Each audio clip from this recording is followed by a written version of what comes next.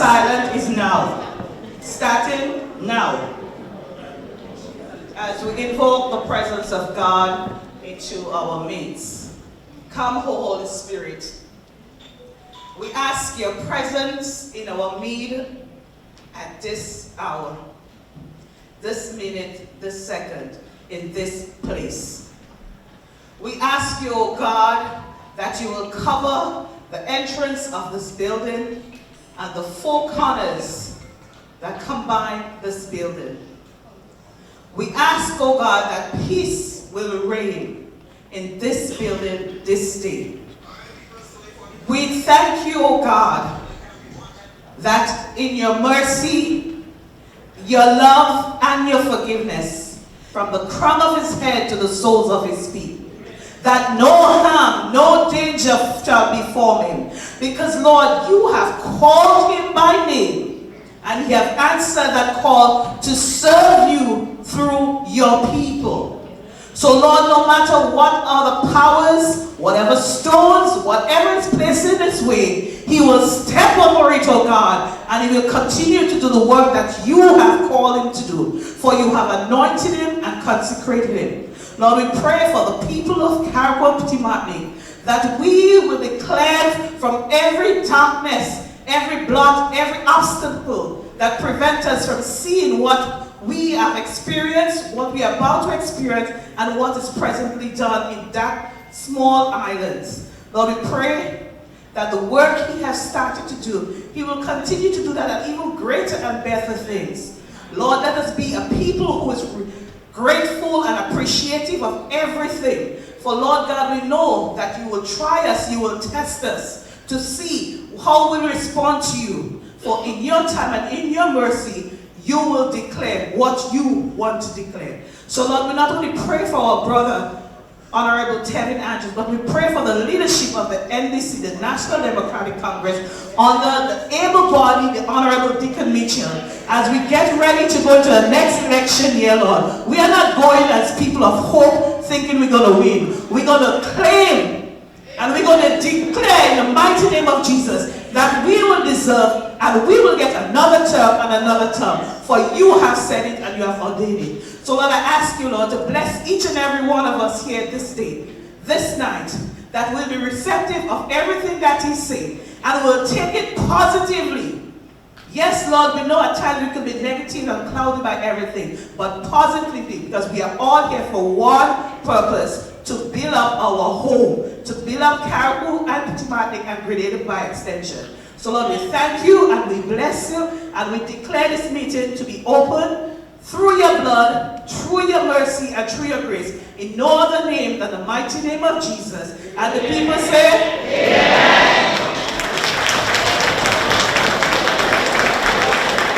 Thank you, Mr. Douglas. So we encourage everyone to still seats around, so take your seats, make yourself comfortable.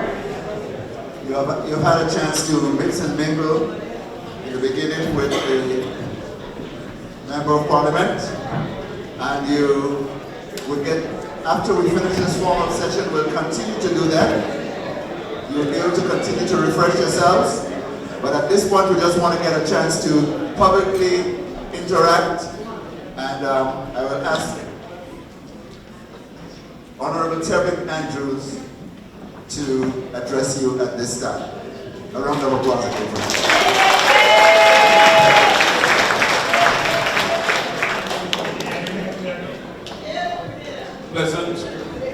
Pleasant good afternoon to all. And it's a pleasure being here in New York with all of you. The last time I was here, I had to run back home to Caribou because we all know what was coming to Caribou. So it's a pleasure being here, and so far I've been having a very good time meeting and reconnecting and building bridges and new relationships with my Kakabawi people. I also want to use the opportunity to say thank you to the NDC Caribou and Pitimatney support group for always supporting and standing with Tevin Andrews. So please help me give them a round of applause. There's also a lot of people in this room who personally assisted me on my political journey. When I started off back in 2015, and who continued on the journey when I lost the first election in 2018. And when I told some of them that I am not giving up and that I need their support to continue, they said, no problem, and continued to support me.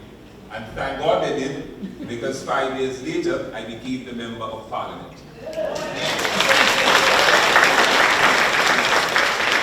And every step of the way,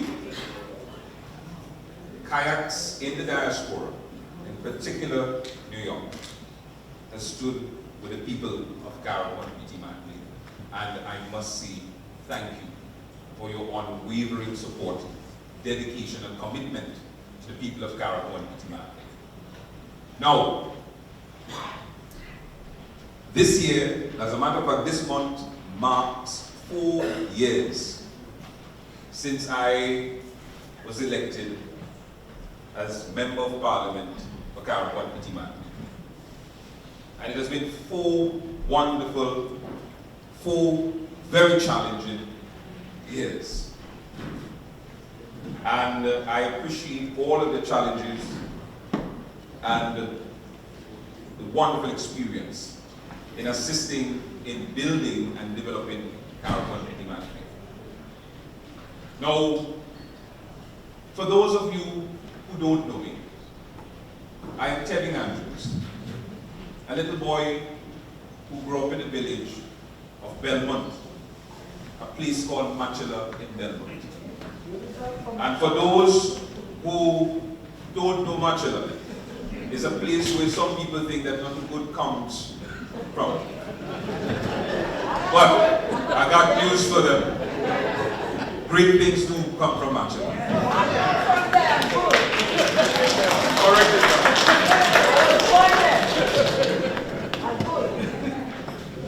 I understand struggle, because I understand what it means to grow up without electricity, without running water, and know how it feels looking at a mother feed her children and staying hungry and pretending that she's okay. So I understand struggle. I understand poverty. And I always wanted to make a difference in the lives of people. As a matter of fact, most of my time as a little boy in Belmont, Machela, was spent helping others, especially the older folks in my community. I found myself doing their shopping, helping them to cook. That's why today I'm one of the best cooks. Giving them baths.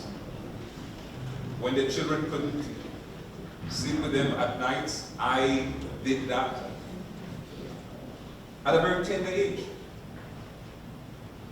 Never ever thinking that I would ever get involved in politics. And as I said that on, I think Gossip was your program, I said I thought that maybe I would probably get involved in the church, being a preacher, because my nickname at one point was preacher and all of that. But long story short, I got involved in the NDC as a floor member. And one thing led to another. I became the chairman of the branch, and so forth and so forth and so forth. And interestingly, my opponent today, Mr. Joseph, my opponent today should have been the NDC representative for Caravan Piti Mantli. When the then political leader, Nazim Burke, and General Secretary Glenn Noel and others met with the gentleman to convince him to run for the NDC, he agreed. And somewhere along the line, I don't know what happened. I guess money talk and politics walk. And that discussion fell through the cracks. So the team turned to me, and I then decided to hold the rein. And here I am, many, many years later. So that passion to always want to see more for Caribbean PT marketing has always been within me. And I saw how our leaders gave Caribou the bare minimum. Most of you would know, when you go back to Caribou, is little or nothing was done in Caribou. You realize it was one set of people, one set of Katabawis that were benefiting. Am I lying? No. Little to no development. And it broke my heart. So I pledged that if ever the people of Caribou PT Marketing gave me the opportunity to represent them, that I will do everything in my power to help make a positive impact in the lives of the people of Caribou PT Marketing, and to help leave Caribou PT Marketing in a much better place than I found it.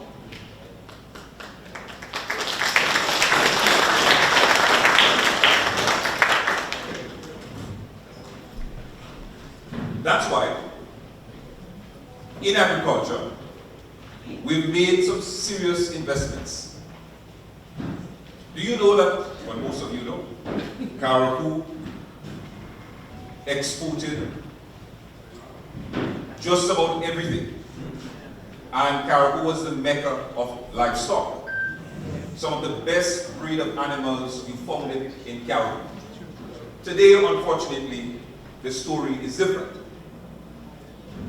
But what we have done is to upgrade the Limley farm. We've constructed so far 3 sheep and goat pens. And we have ordered some hybrid goat, sheep, and pigs. Because we want to make Caribou, once again, the mecca of livestock in the Caribbean. It was once that way, and I'm sure with the new technologies and with the experience that we have, we can do so. In addition to that, there is plans to build additional pens and to order additional hybrid animals in Caribou, and that Limley will be that model farm so that other livestock farmers can model from that, and we can make Caribou PT Marketing that livestock, but mecca of livestock. We've also ordered some farming equipment, like tractors and other farming equipment that have not been available in Caribou for a very long time. Worth millions of dollars first time in Caribou. Because we don't just want to talk about food security and improving agriculture, and not making the investment by purchasing the various equipment and so on that will help us to lift agriculture and to take agriculture where we want to bring it. In addition to agriculture, healthcare is something that we are in the process of improving. For the very first time, we have some services that were never provided in Caribou. Physiotherapy was a service that was never provided at the hospital in Caribou. And I'm very proud that we are now able to do so.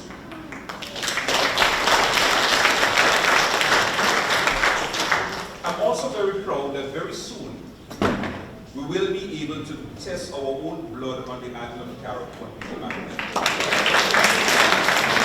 Now, those things may sound simple to you, but it's a big deal to us in Caribou. Because our blood, if something is wrong with us, and we have to be diagnosed, we have to draw the blood and send it on the offspring. And most times, it's foreign. And every member of parliament that came by said they raised a concern, but nothing was done about it. So for the very first time, we are doing something about it. The lab is in Caribou at the hospital already. We're just waiting on the technician to start operating the lab.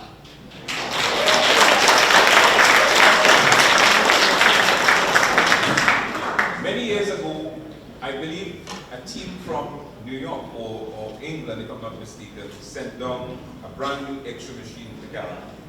Remember that? Yeah. Was New York, was England. Long story short, they really didn't take it away from us. No offense to our friends from England that are here. It was taken away, including the technician was taken to really, if I'm not mistaken. And ever since, Carriacou was out and a proper X-ray, that's the Prince George Hospital, without a proper X-ray machine. And just before the last election, they sent a brand new second-hand one. So now and again it worked, and there were limitations. But that was, we were accustomed to that because we know every time around election time, that's when things were done to see how they can lie and fool a few people. But for the very first time, our hospital have one state-of-the-art X-ray machine.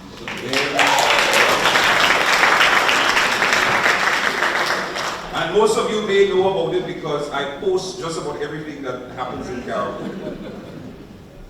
We also, for the very first time, offer counseling at the hospital. That's a service that was not afforded at our hospital before. It is something that we now offer.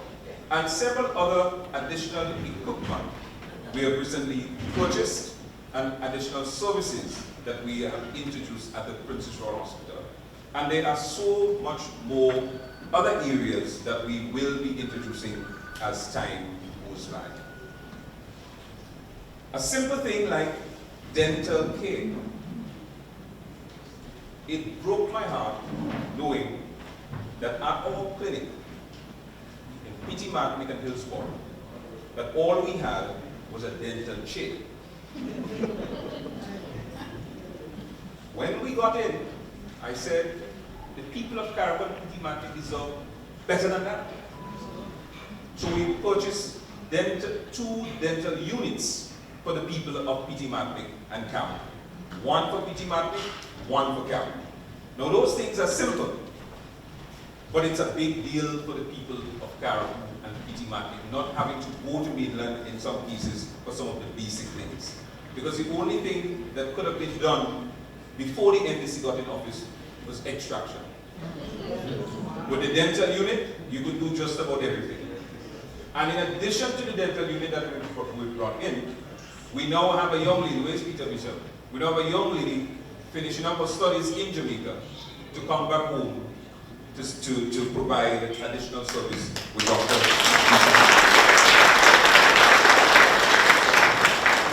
So the investments that we are making is not just for the now, but also the future. We are thinking ahead. Infrastructure development. And I'll start with P.T. Martinique.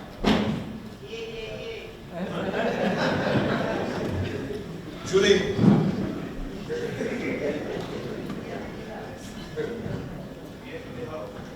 You remember what the Madam Pierre Road? Oh, yeah. For those of you, Mr. Mitchell? The Madam Pierre Road was just stones, a track. You can put it that way. Today, the Madam Pierre Road is 99% completed.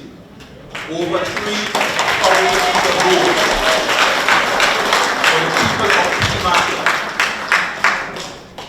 for the people of P.T. Martinique. And in addition to that very, very important road in Madam Pierre, we have just started the construction of the main road in P.T. Martinique, starting down in Kendales. That is how committed we are to the people of P.T. Martinique. And mind you, that Kendales road was completed, was done by Sir Nicholas Bronford and Mr. Blaze. And since then, nothing was done in P.T. Martinique. I want to explain what used to be taking place in P.T. Martinique is that a 200-footer road was put in somebody to drive up to somebody gap, so that you can get a vote here and there. But we are not just interested in getting the votes in Petit Magnet or in Carrick. We're interested in transforming the islands of Petit Magnet.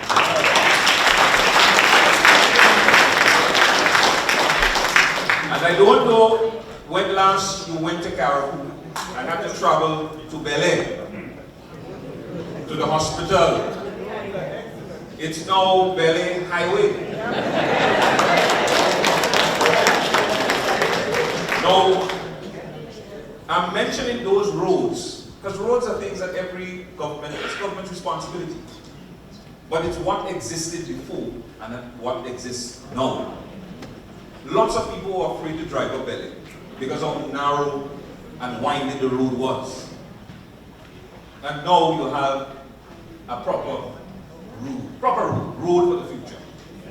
Over 4,000 feet of road that was done by the people of Caribbean people. But it's not just the main road, you know. We've also done the bypass road, which is a very important road for the hospital for emergency purposes. And I'm happy to announce that on Friday, we'll be officially opening the Bel Air Road. We will be carrying live. I don't know if many of you know what existed at our airport. The then Lawrenson Airport. And I'm saying the then Lawrenson Airport because officially the airport is now known as H.E. Blaze Airport.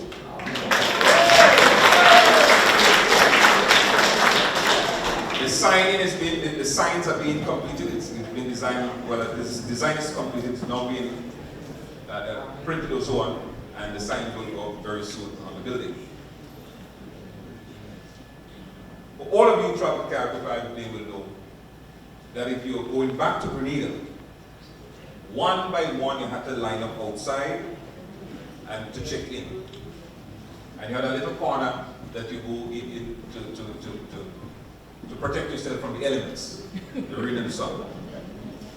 But finally, under this visionary leadership and government, we are expanding the airport operations to terminal building. And as a result of that, we have a bigger space and no longer waiting on the outside and have to go in one by one to check in. So we are moving the island forward. But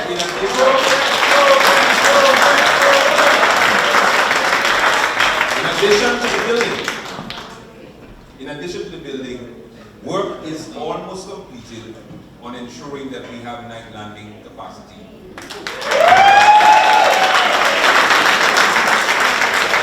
So we expanded the building. We renamed the airport to honor the legacy of Danny Blades because it was his vision to bring the airport to Caribbean. And we are also very soon will be accommodating night flights to Caribbean. And very soon we will also be extending the runway to accommodate larger planes. That is vision. Yes. I want you to remember that I said that this month marks 4 years of being in office as your member of parliament. Just take that into consideration with some of what I've already mentioned.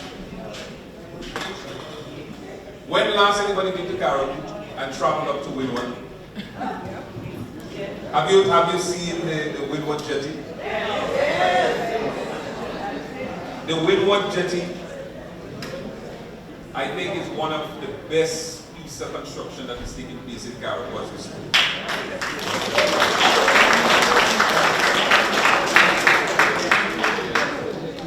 What existed before was a little wooden jetty. It was a little wooden jetty that the people of Windward, the northern part of Caribbean, and people from Petit Magnet had to traverse on. What we are constructing now is something 10 times, a matter of 100 times better. It is a concrete jetty you can drive onto that is much safer, that is more resilient, that is futuristic, taking into consideration where we are going, where the island is going. We are not building just for the now, we're building with the future in mind. So let me use the opportunity to pick up people like Gavin and others who are responsible for the construction of the Windward Jetty in Carroll.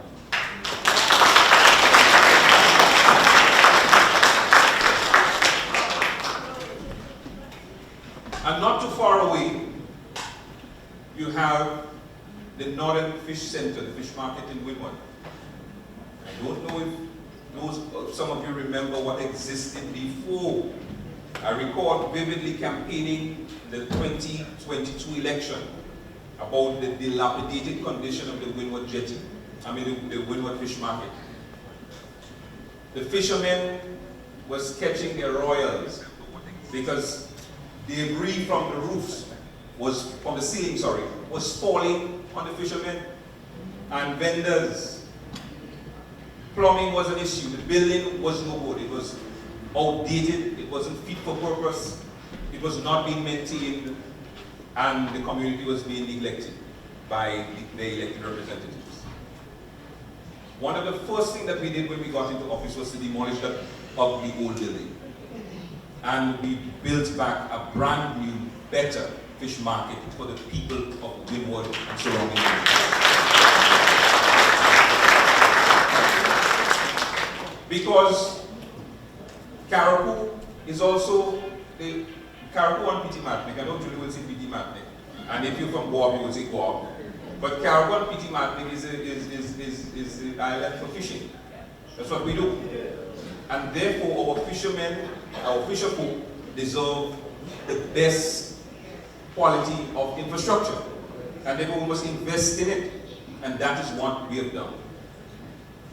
Not too far from there, we've also partnered with one of our local ambassadors, Ambassador Zipoli, to construct a boat building school. Windward is known as a boat building capital. Before it was left Mr. Joseph and other places. Petit Martinique, Julie. But Windward is known as the boat building village. And therefore, we've partnered with Ambassador Zipoli to construct this boat building school and boat yard so that we can pass on the skills of boat building from one generation to the other and to the other for a very long time.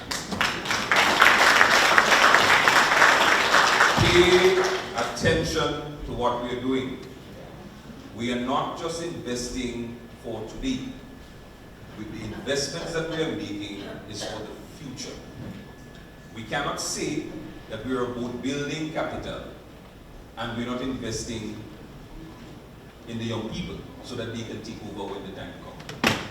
So it was very important for us to do that. The first boat that is being constructed will go to Germany in one of the largest boating trade shows to showcase so that we can find potential buyers and clients to buy locally built Carriacous.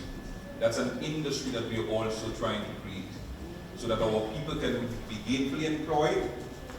The skills can be transferred to one generation to another, and that when tourists come to the island, they can have a place, they can literally see the boats being built. That is what this is all about, my friends. For those of you who don't like diving, may not appreciate this, but if you're involved in the tourism sector and like to dive, the first underwater sculpture park in the Grenadines, we did that outside Jacanan in Carroll. The first underwater sculpture park in the Grenadines. And I always poke Comrade Ralph Gonzalez because he said, well, no, Grenada have one. Grenada have the first underwater sculpture park in the world. I said, well, we have the first in the Grenadines. Because you have to create additional attraction sites for the tourists, for your visitors, and also for your islanders. And that is some of the investments, my friends, that we have been making.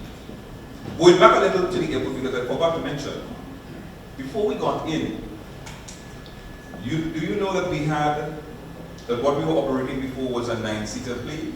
Yes. Remember that? Yes. And what we have now is a 19-seater plane.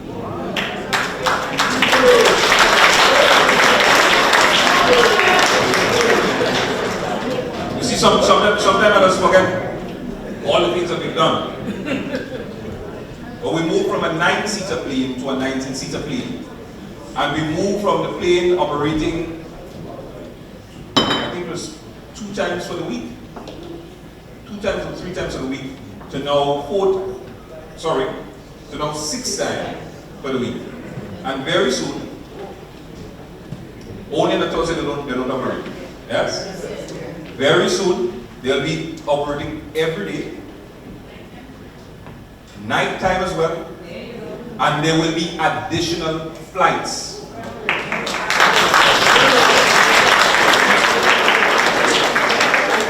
Here is why. Here is why.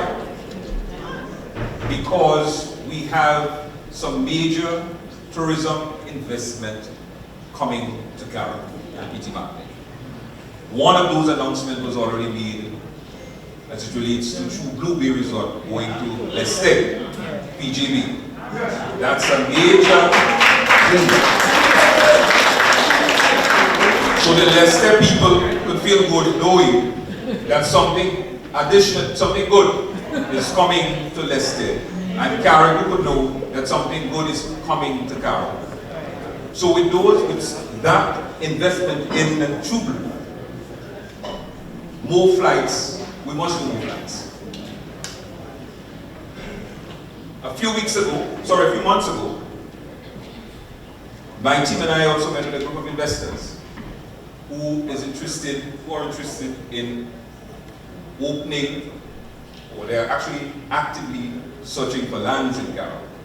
And the government is assisting them. As a matter of fact, on Thursday of this week, I'll be meeting with them.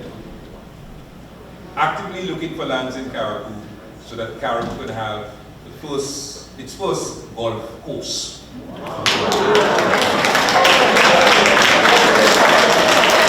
This is the first time I'm breaking this news. The first time I'm breaking the news. That a group of investors are actively searching for lands in Caribou for a golf course in Caribou. Additional investment. I was not given permission by the other hotel, which is a local hotel in Grenada, who will soon be developing in Prospect in Caribou. But as soon as they are ready for their name to be mentioned, you will also be hearing that. I'm saying all of this interest has started taking place within the last 2 years under the National Democratic Congress leadership in Caribou and Pitima. I will stop here, because there's plenty more that we can talk about that we have done together. And I ain't even mentioned Hurricane Barry recovery yet.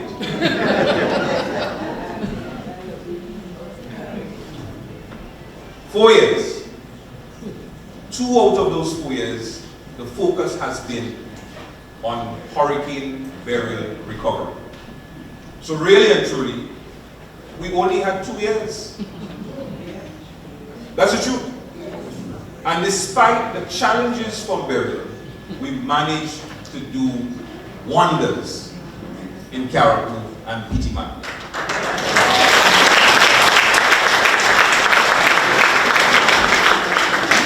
So, just imagine if we were able to do all of this in 4 years.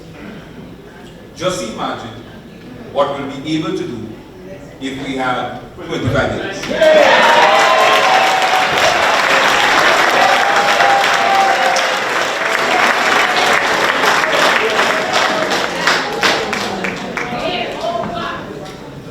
But all this, we managed to do all of this because of your support, your encouragement, your vote. I am because of you. Yes, Mama Richard. I am because of all of you. who have labored in the vineyard, who made the sacrifice, who made the phone calls, who came down to Carriacou and campaign, who came down to Carriacou and vote, and who, along the way, within the last 4 years in particular, have been encouraging me. So I want to thank you very much.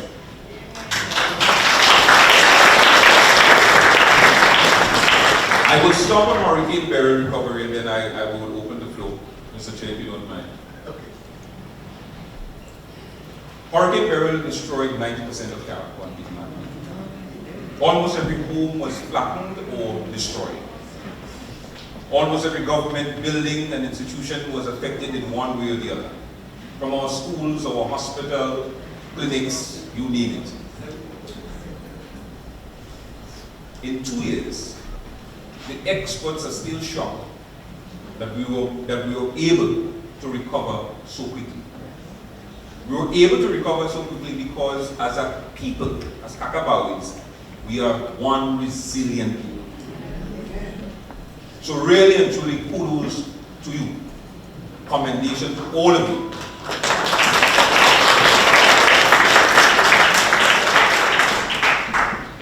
We made it look easy and flawless, but trust me, it has been a journey, a hell of a journey, to recover Carriacou and Pitimani. There is still a lot of work that needs to be done.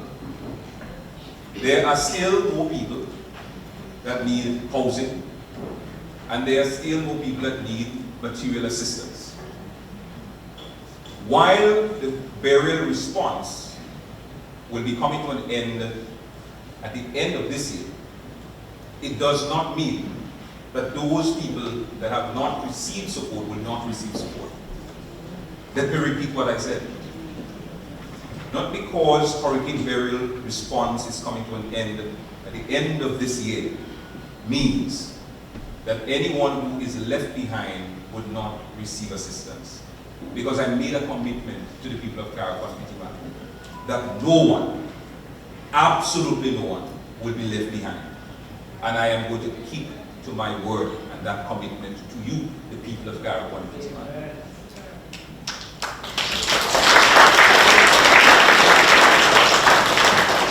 So, there are less than 100 people who applied for housing who have not received their houses as yet. And we did know, and by the end of the year, we will push as much as we can to provide those assistance. And there is still quite a few who have applied for building materials, roofing assistance, who have not yet received those assistance. Between now and by the end of the year, we will push to ensure that as much people receive those assistance. So no one will be left behind. And for those who may not have received, by the end of the year, we will continue as much as we can after. But I just want to let you know. Now, Mr. Chair, I turn over to Mr. Chair. I look forward to your questions.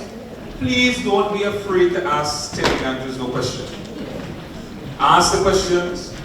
Hopefully I'll try my best to answer as to the best of my ability. Thank you very much. Thank you very much. A loud round of applause for Mr. Tevin Andrews. Just a reminder, lots of you have been making your donations. Thank you very much for that. For those of you who have not been able to as yet, remember just on that corner in the back, there is a table where you can get an envelope and fill it out, stuff it, put your name and number in it. And we'll start taking questions now. And you'll get the answers. And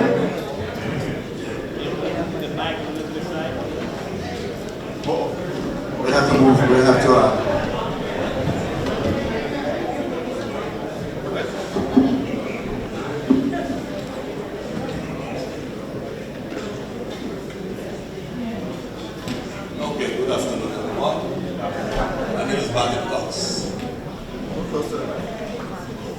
and I'm here to ask for something which I think it will be coming.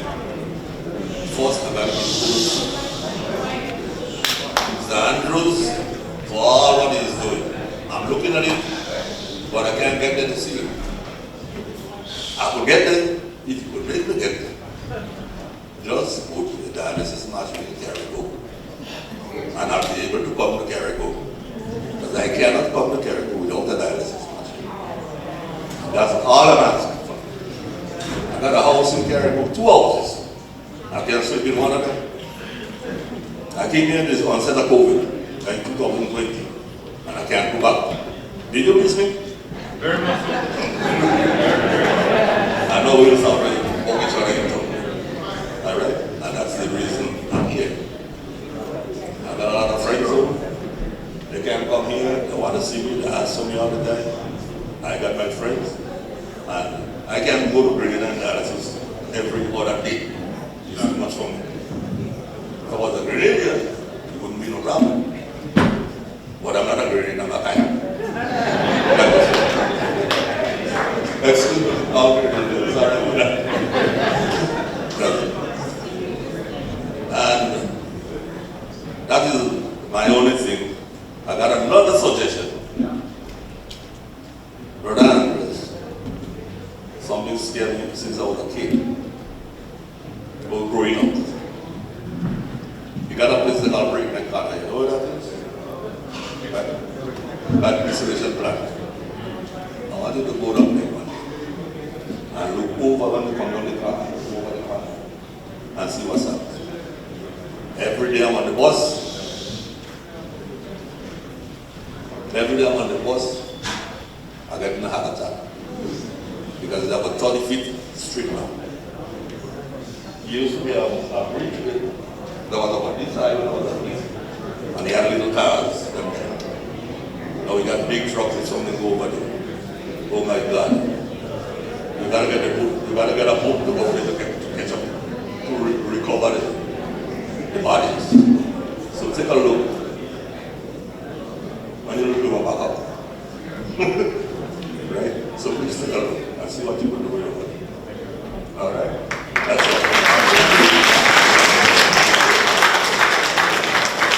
Thank you very much, sir. And Mr. Cox, I do miss you. I wish you quite a lot. So now I know the real reason why you were away. I forgive you because I thought you would have needed a visa to come back. But those points that you raise are very vital. And I do know similar people that are in similar situations back home in Carrico and have to travel to Grenada sometimes 3 times a week. And it could be very costly and very stressful. So it's something that we can look into. The other matter, I will certainly take a note of it, and I'll have the public works team. I'll have the public works team have a look at it and see what could be done. So thank you very much.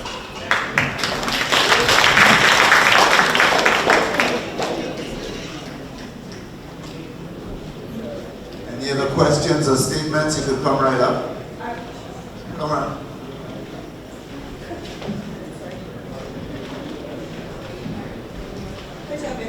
Congratulations on everything that you're doing. I'm really proud of you. I'm really proud of the BBH. You guys can hear me? Oh, perfect. I was just saying congratulations on everything that Tevin is doing.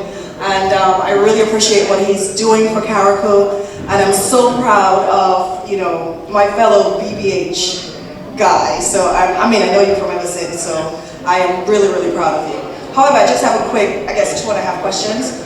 I do understand that a lot is going on home right now, and I know a lot of people, they still need assistance from Hurricane Beryl. However, my family and I have continued to ask for assistance and information about where we can talk to, who we can ask, and we haven't received any, vital or valuable information on how we can assist my mom in rebuilding her house. So my question to you is, can you explain the process the government used to determine which family will receive rebuilding assistance first, and what criteria are used to make this decision? And my second and a half question is, who's responsible for following up with families in situations like ours? Very good question. Thank you very much, Mr. Powell. So there's a team that is responsible. We have a bill back with a team that's responsible for coordinating. All right, thank you. So there is a team, a Build Back Better team that deals with all of those those matters. My staff at the parliamentary office as well assist with communication. I must admit though that we do have a communication challenge, and I'll take responsibility for that. The truth is, the ministry wasn't designed to handle burial response or handle anything of that matter. It wasn't designed that way. And one of the things that should have happened is that we should have gotten a task force to deal with this matter.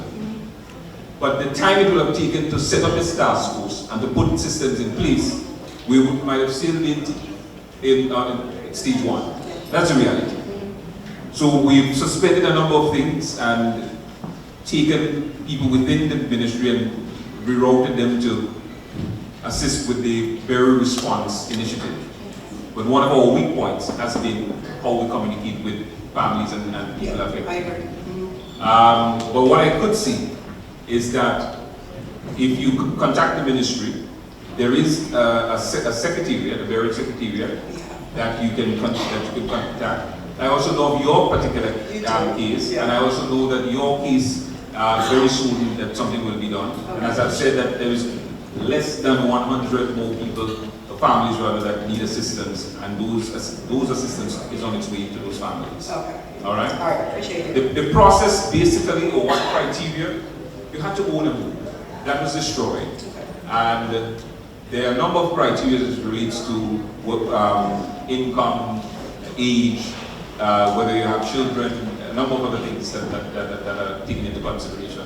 But the team would have been in a much better place to tell you more, give you more details as it relates to criteria.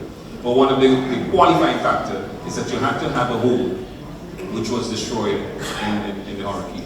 Another thing that is causing a lot of setback with families not receiving the Build Back Better or support, rehousing, is that there's a lot of confusion with lands. Yeah, a lot of people have family lands, and the lands are not necessarily clearly owned by the particular family member. Yeah. And the government doesn't want to get involved in family dispute and so on. So one of the criteria is that you must have clear title to the what list of family members must sign a document saying that they've given full permission. So that has also been a challenge, among other things. But communication has been a challenge, and I will accept full responsibility for that. And we endeavor to improve on that. So I appreciate it. Thank you.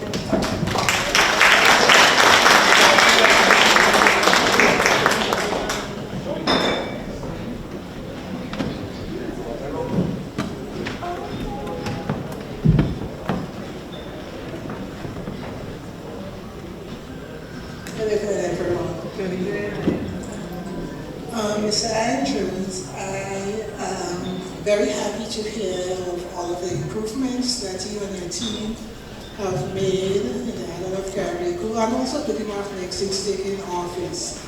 I was listening very intensely when you spoke about every aspect and every village, whatever it is you have done.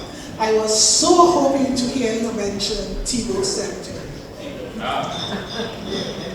That's something that's very near and dear to me, because of course I'm from that area, and all of my ancestors are, or should I say, were buried there. I don't know if they still are, or if the sea has taken them out somewhere. But I'm hoping that with all that you plan to do, that there is some intention of rebuilding that better.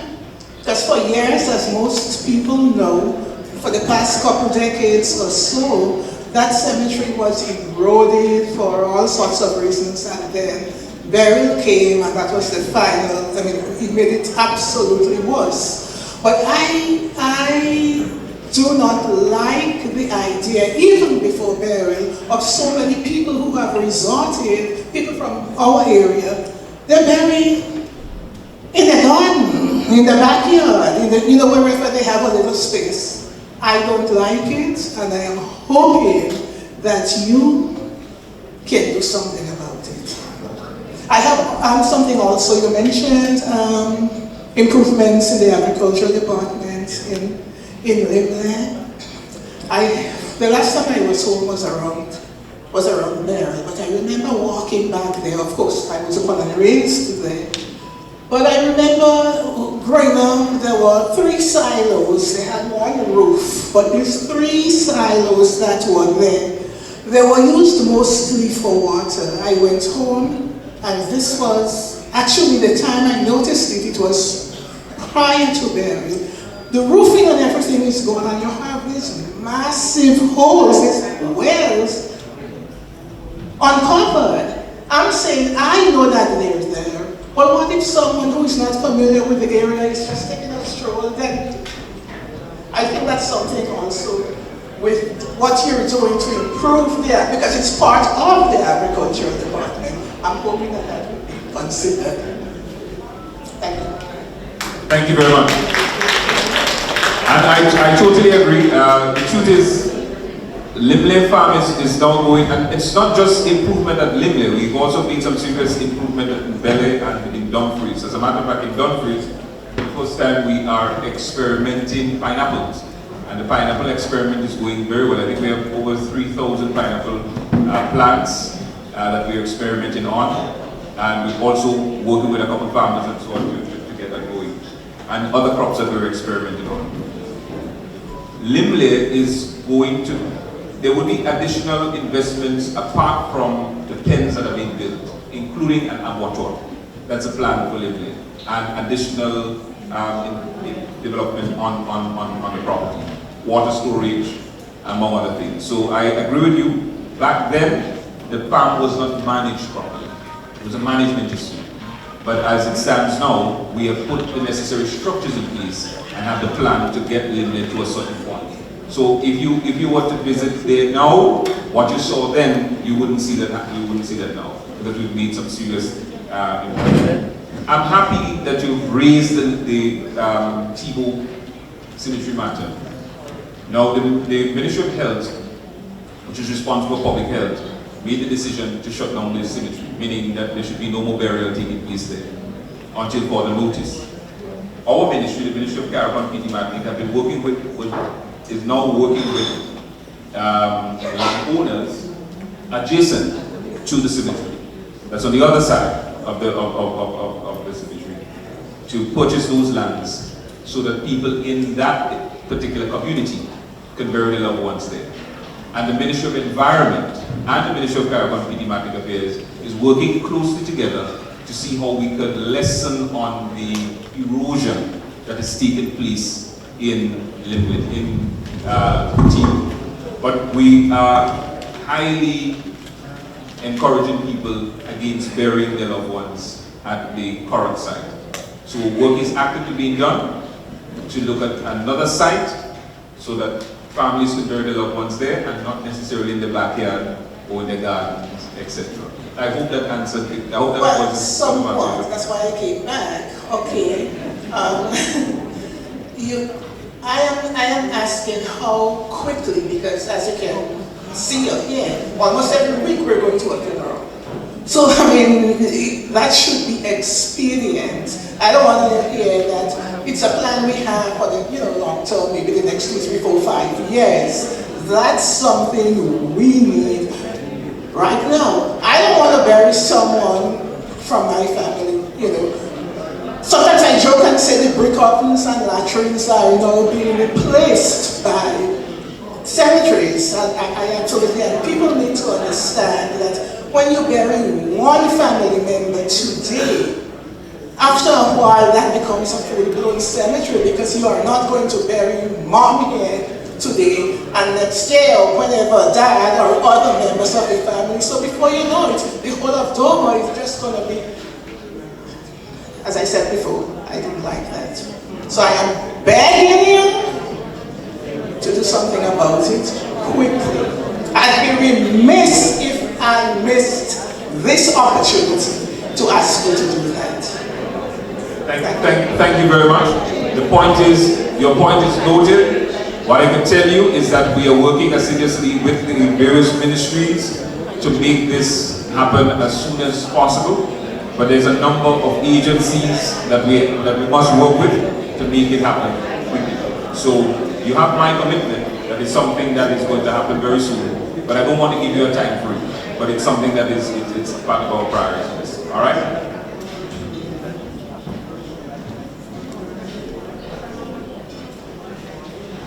Hello, Tevin. Hi, Ms. President. How are you? Very well. Okay, so I have a three-part question for you. I have not lived in Caribou probably since I was 8 years old, so I've been living in this country about 40 years of my life. And I think that I've tried my best to stay up to date with a lot of what's going on. When Beryl happened, I think I was in Caribou like a month before Beryl hit, so I came back to the States right before the hurricane. And the devastation was a lot. My grandmother's home that I was born in, destroyed, took a toll on me. And he was mentioning earlier about family disputes with land and things like that, and I get that. I also want to kind of piggyback on what this young lady was saying about who do you report to as far as situations going. Now, when it deals with land, right, if the land belongs to you, what exactly is the discrepancy on someone preventing you from having your house built?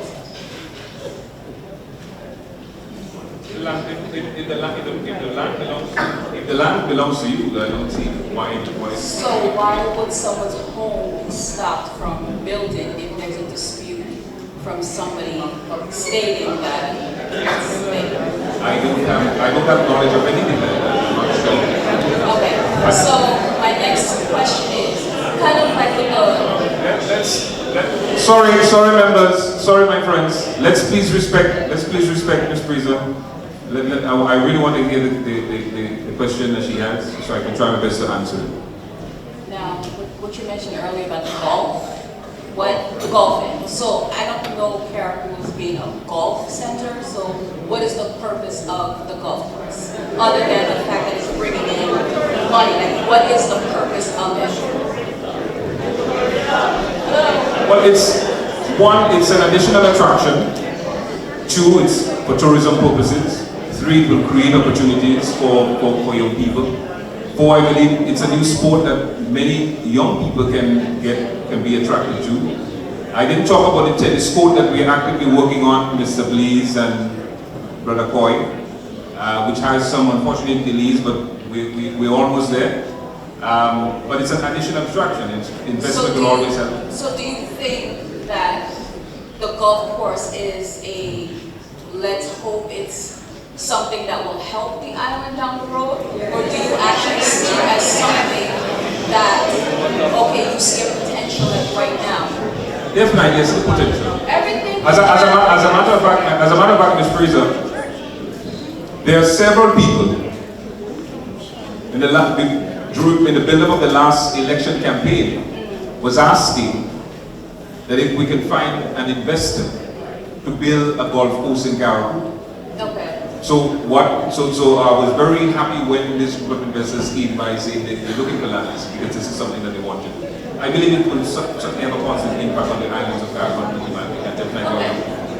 Okay, I'm just asking because as much as I love my island, I also always try to look for things that are beneficial, and that's something that we kind of like just jump it on to say, okay, it's going to be good for the island, and down the road it's not, because even though tourism would be great to have and the revenue would be amazing for the island, you also don't want it to be sort of like a pack ride type of thing where you have way too much traffic, which sort of it dismisses the fact it's an island, and so small community, and it's this and it's that. You also don't want that to be kind of like put to the back burner either. No, listen, Ms. Fraser, I am in total agreement with you, and that's why I've always been pushing. Members, friends, please. And that's why I've always been pushing that we need more of our own kayaks abroad to come back home and do the investments. To invest, because the truth is, there aren't much there aren't much industries in Carroll. It's a very few. The tourism, the agriculture, the fishing, etc. Yeah. So we need to expand on those areas to create more opportunities for our young people and our people, so that they don't have to come to the United States and other places. They can find jobs and opportunities home. The challenge that we have is that those of us that are, and I'm saying us because I don't want this, although I'm not living in the diaspora, but those of us that are in the diaspora can make a contribution to development. And it doesn't necessarily have to mean that you have to, it could be teaming up with each other to help make an investment back home. Those are the things that we need. It's other people that does not look like us making those investments. So I want to strongly encourage all of you to do so. And we've had a lot of people from here trying to come back home and make investments, and I'm very proud and happy about that. But the truth is, the more investment opportunities that we get that can assist the island in a positive way, I am all for that. Sports tourism is an industry. Sports tourism is an industry that we are trying to create in Carroll. And that is why we are making a major investment in building a state-of-the-art tennis court. That is why we have ordered state-of-the-art lighting for the Harveyville playing field and the Hillsborough playing field. And very soon, the Hillsborough playing field will have proper tracks for our athletes, etc. We're making those investments so that our young people could be engaged in something positive, and also investing so that we can invest in sports tourism. So be it golf, be it tennis, be it track and field, what have you, those are great opportunities, I believe, that will have a positive impact on the lives of the people of Carroll, especially the young people. All right.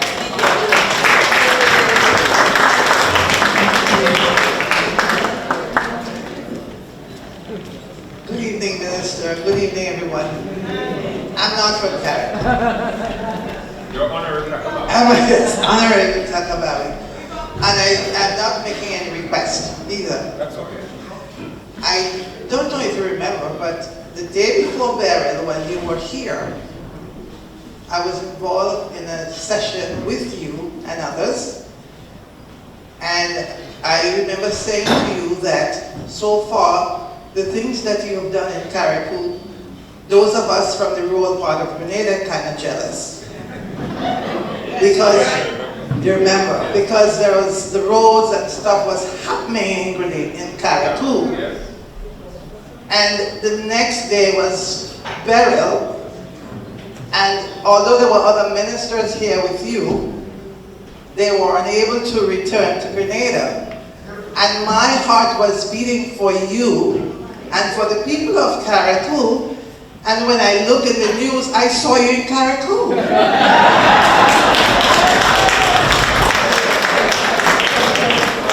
And I was wondering, did he have wings? How did you get to Carriacou? Because while the meeting was going on, you were on the phone, and I'm assuming that you were making arrangements to return to Carriacou. So for the people of Carriacou, on behalf of the others, the Grenadians here, I want to say, we just...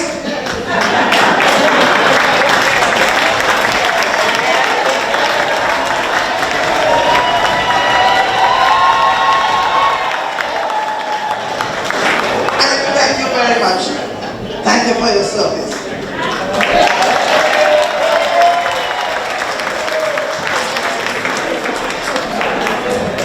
Good afternoon, everyone.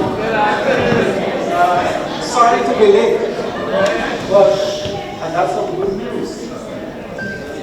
I just attended the funeral of NDC.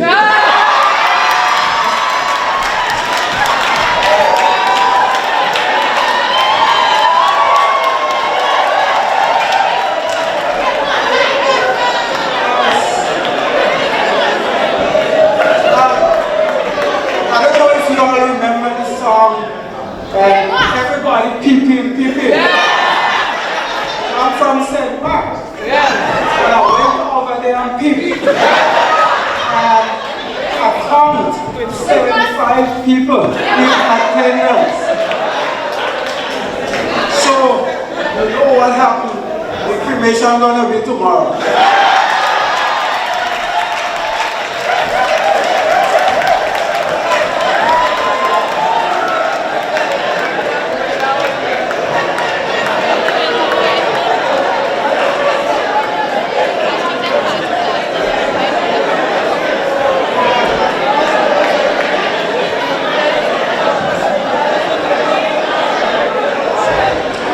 Okay. Any more questions, please? Just come right up.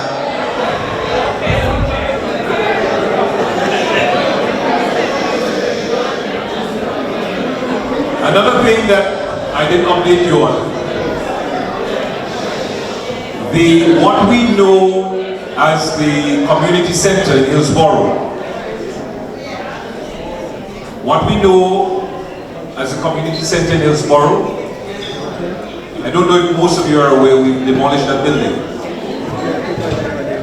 And very soon, through the Ministry of Infrastructure, Caribbean Diplomatic Affairs, and the Grenada Launches Authority, we will be reconstructing a building there, a cultural center. And that cultural center will be named rather, after Mrs. Menz. Now, Mrs. Menz, and I learned this from Solio, Mrs. Menz, and she confirmed it on Thursday, was it Thursday? Friday, she confirmed it on Friday. She was responsible for, it was her idea to build it in the school. The community center, sorry. And so the first bricks that was laid, it was because of her. And I think there's no other way but to honor her, than to name the cultural center that is about to be constructed after Mrs. Smith.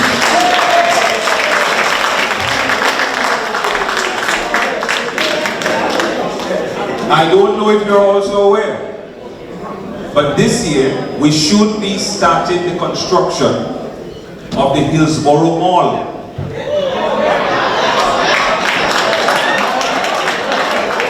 What's the Hillsborough Mall? You know all those little buildings that go close to the Jupiter? That made the town of Hillsborough look less than desirable? Cargo what? Cargo beat up, so you to say. We are going to construct a mall so that Hillsborough will have a proper mall. Proper establishment. And in addition to that mall and the cultural center, work will soon start on the Hillsborough Bus Terminal. Now, and of course here's the jetty. I'll talk about the jetty in due course. I want us to remember the bus terminal that we currently have. And just those men, or those leaders that we had no taste, had no vision for Caribou and Pitimatic and the country. And therefore, now that we've been given the opportunity, we want to do things that are better, with class, with standard, because you, the people of Pitimatic and Caribou, deserve nothing than the best.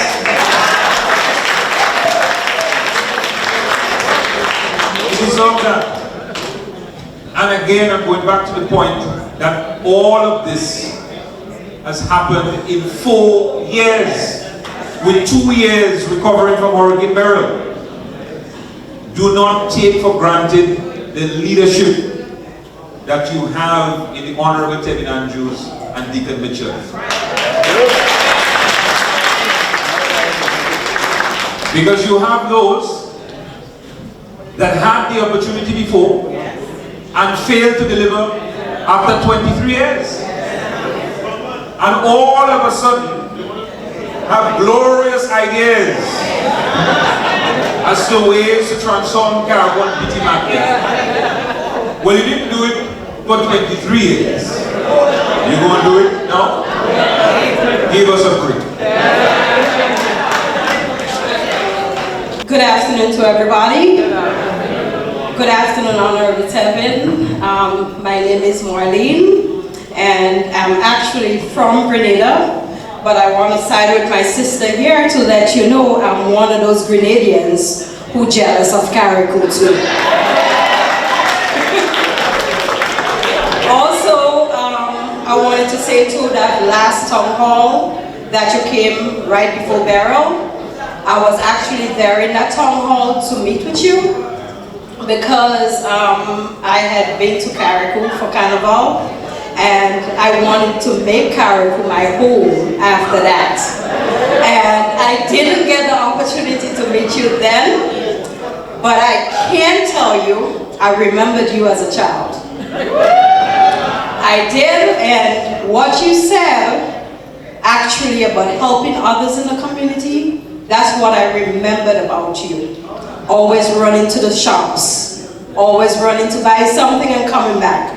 Even the times when you were like in only your shorts, running to the shop, coming back, you're sweating, and it's like somebody else wants you to go and you would just go.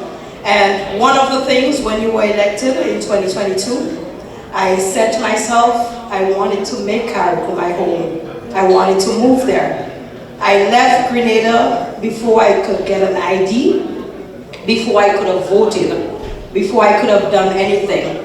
And one of the reasons why I left Grenada is because as a child growing up, 15 years old, I graduated from secondary school, and I was not able to get a scholarship because my parents was not affiliated to the NNP party.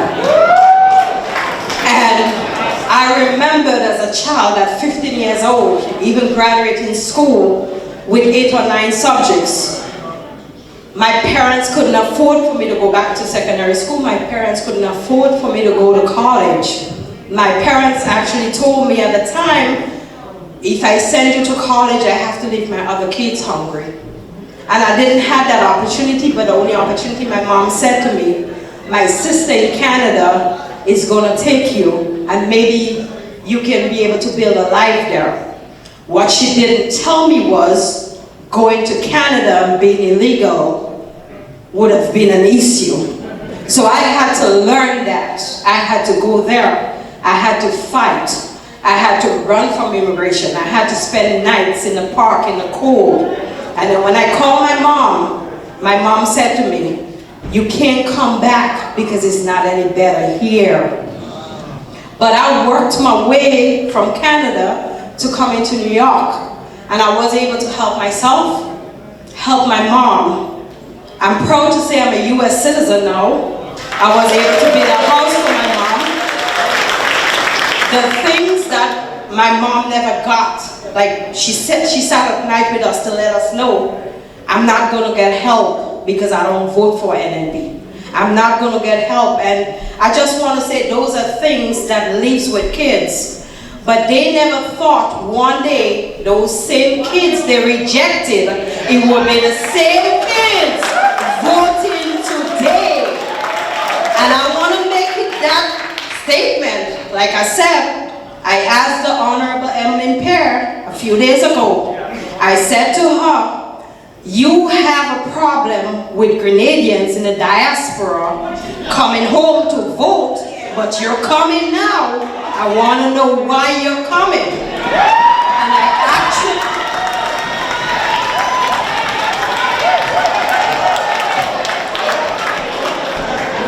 And I actually said, I'm going to show up at the town hall because I need you to look me in the face. Because you don't understand what some of the kids in my era had to go through under the NNP party. And you're going to answer to me because I need answers and you're going to tell me. And I was greeted by a gentleman named Mr. Pancho. And he said, Emmeline is not coming here for people like you. Now, mind you, I am a Grenadian by birth. I've never voted in an election in my country yet. Just imagine if I was somewhere in between to make that decision. This was my answer. Emlyn is not coming here for you. I screenshot it and I saved it because I told him, this is the response I gave him. I said, I never knew your name was Emma. But I just want to tell you, there is not a day go by that I don't pray for you. There is not a day go by that I don't think of you.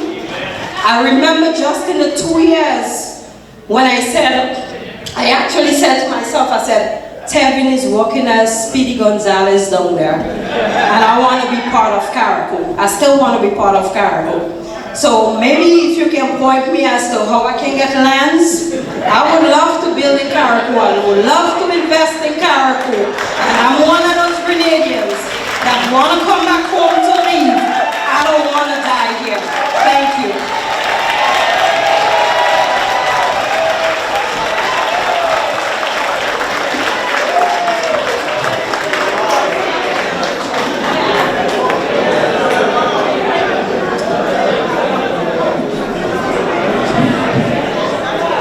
Good afternoon to the supporters of the NDC party.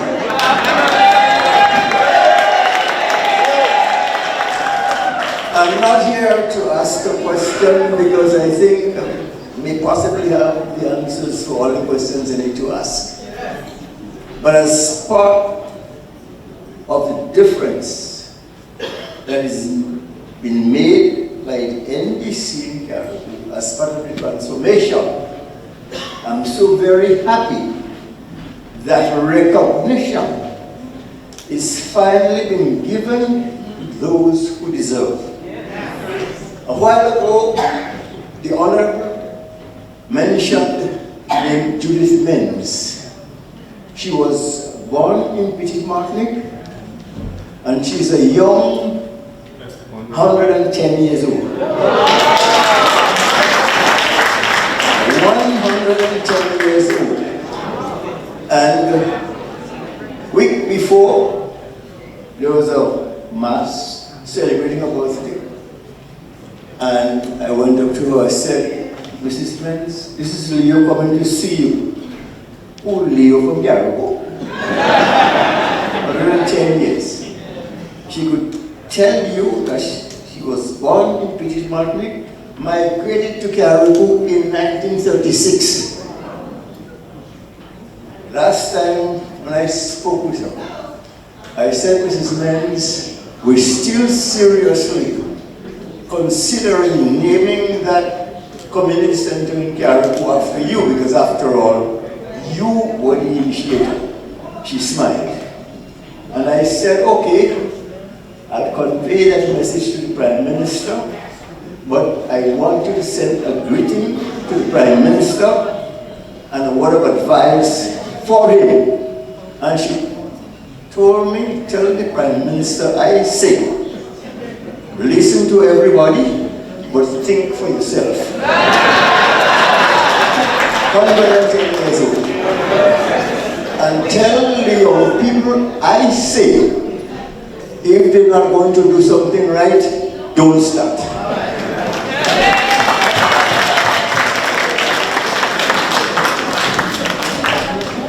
Thanks to Leo. And to the young lady that spoke before, Mr. Joseph, I want to make this point because often I am accused a lot for helping people, all Kakabawis. And my supporters often say, you helping those NDC people too much. But no. The truth is, we are all Grenadians. And the point that this young lady made strengthens what we are doing and the decision that I'm making to help everyone regardless.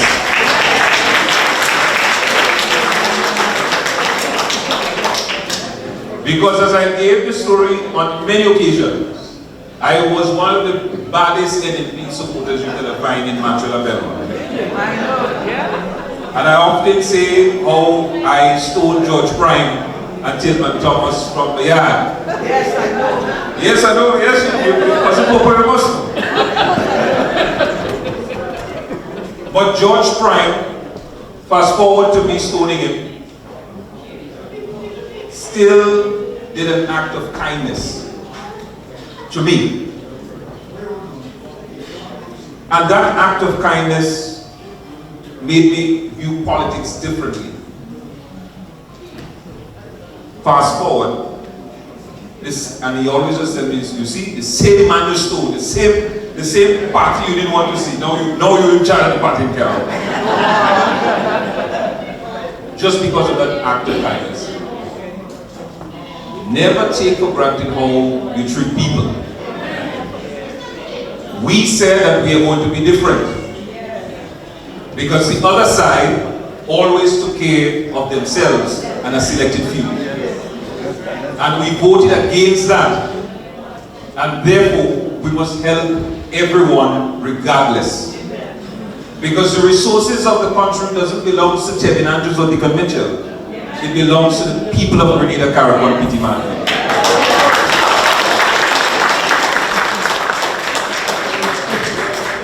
And that's why we made a decision that regardless of who you are, as a child, you go to town CC, you go into secondary school, primary school, free tuition for everyone.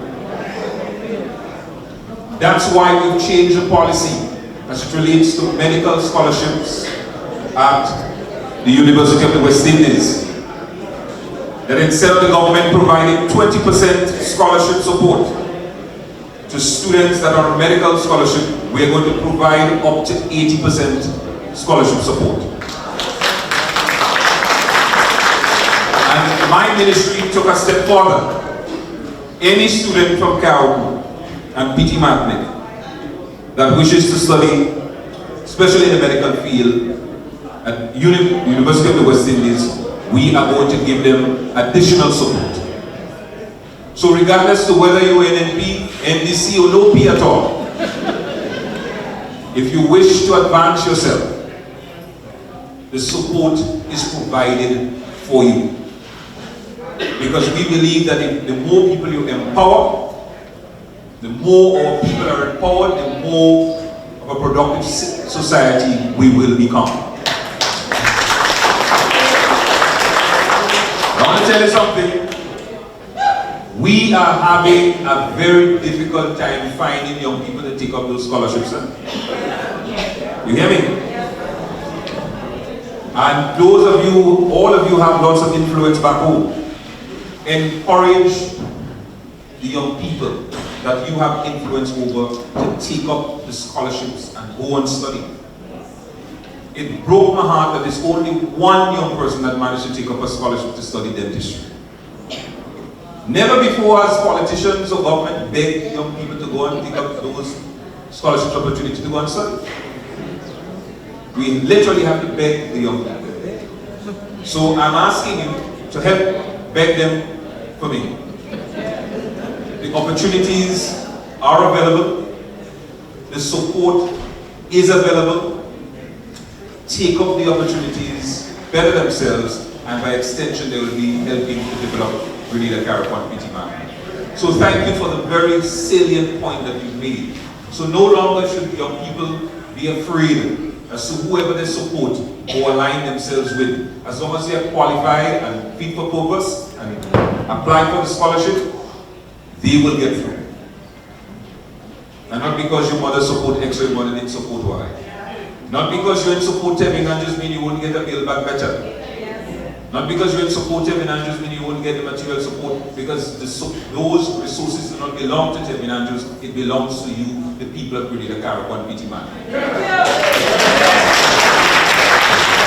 That is why when I hear some of the foolish talks that some of them are peddling out there, that we've met hundreds of millions of dollars in the treasury and we spent it all. Yes, we spent it. We spent it on the people of Grenada, Caribbean.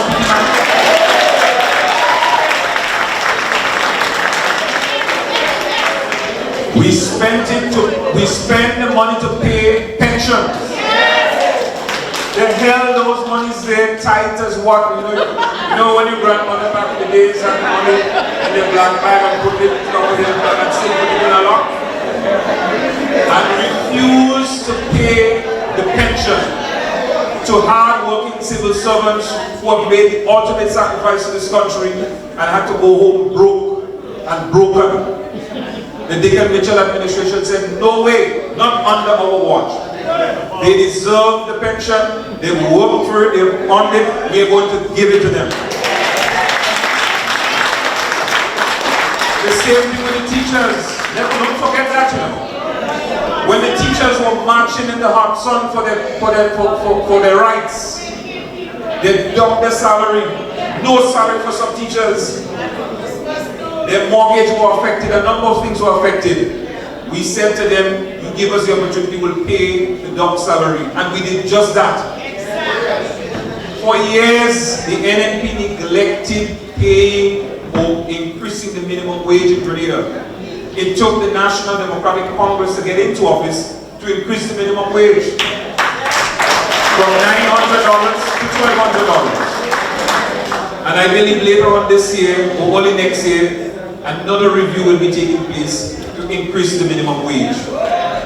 And let me say this, it is only whenever the National Democratic Congress gets into office, that's when those things happen.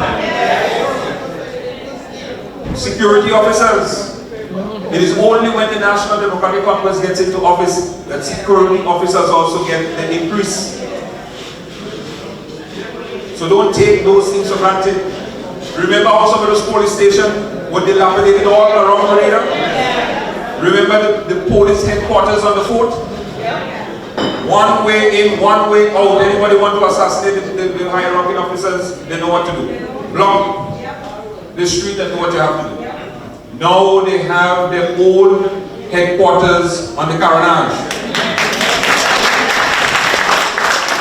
And all police stations from Grenville, Sotels, wherever, Caribou, pretty much it's being upgraded and fit for purpose. But we didn't just upgrade the police stations. Remember the pay and grade issue? For 30-something years, that matter was neglected.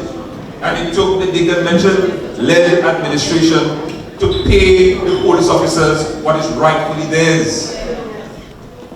So when we talk about putting people first, it is not just words. We have demonstrated it through our actions day after day after day. So when they ask how we spend the money, point it to them. And for the very first time, I think for the very first time, you have a government, political party, that made promises and kept almost everything.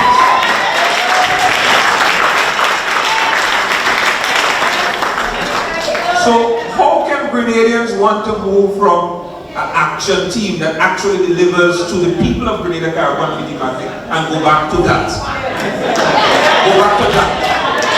Never, never, never.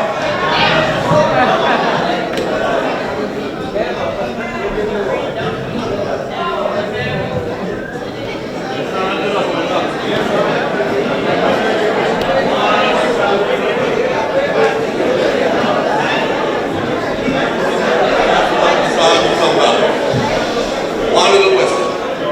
I hear that about the model school. I did not hear anything about Dover Model School.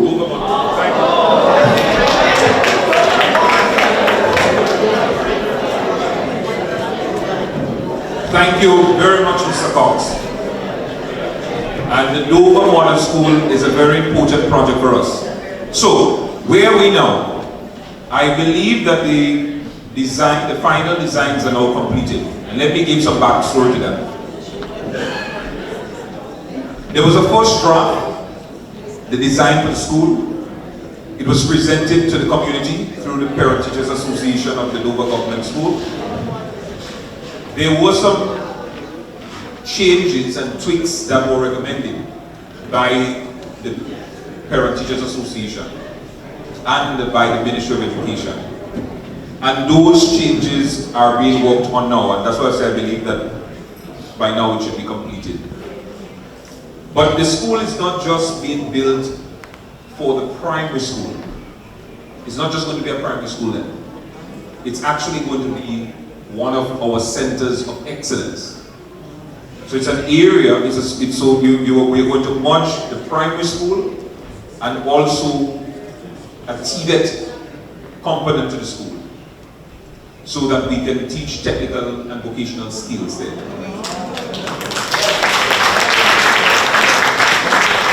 So that's why the design is taking a little bit longer than anticipated. We want to make sure that we get this right, because the building, we're not just building the building just for today. We have to take in consideration the future, including while designing, taking in consideration future storms. We've done something similar for Mount Pleasant, keeping in mind the hurricanes, because we built a shed, and probably a shed is a bad word to use, but we built a building as part of the Mount Pleasant Government School that can use as storage to store foodstuff, dry food, etc. In the event of a hurricane, we can put enough storage there that if you have anything like a burial, the people of Mount Pleasant, even if you're cut off, there is sufficient storage of food in that particular community. So every design, every building, everything that we are doing now is taken into consideration in the future. So I say, bear with us. We are going to deliver on the school. As I said, the design is going to be completed very soon, and from there, we are going to start the construction of the Dover Model School. As a matter of fact, because of the design, because we are waiting on the design, we were not able to order those high-quality lights for the Dover playing field, because we don't know what size of school that we're looking at, etc. But the Dover playing field also is a playing field that is done for upgrade. And of course, the intention is to honor Emmanuel Stewart, who is an excellent cricketer in the community, to honor him after the playing field. All right? So I hope I answered your question. Any more statements or questions? Minister? Okay, come on up. Now that you actually talked about the money in the treasury they're so worried about, when we know that scholarships were given, when I actually have nieces and nephews now that can actually go to the ministry and apply for scholarship, when pension was paid, when I have relatives that actually receive pension almost on the dying bed, when I have all of that going on and they're concerned about the money, I usually wonder if they forgot about the monies that the hard-working families lost in the cab bank and was never paid back. Because my mom, after I started helping my mom, she was saving her money and she lost all her money, but ain't nobody having those conversations. And even though my mom is passed now, she's no longer here, I am having those conversations because that was my money in there. That I worked in the cold, in the winter time, in the snowstorm, in the hail, in everything, making those money. But ain't nobody having those conversations. They just going on as though it's business like normal. But we ain't forget. We here.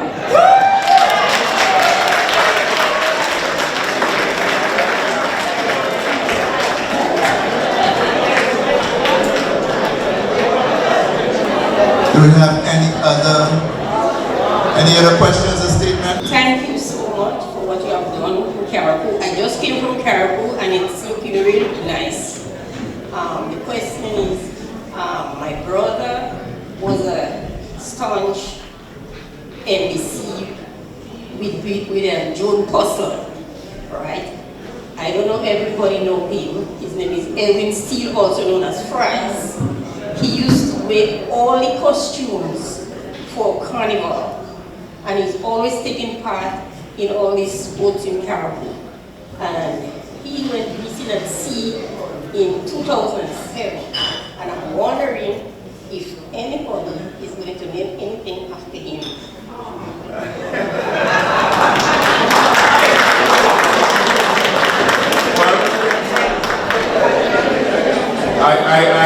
I didn't know Fries personally, but I heard a lot of good stories about Fries.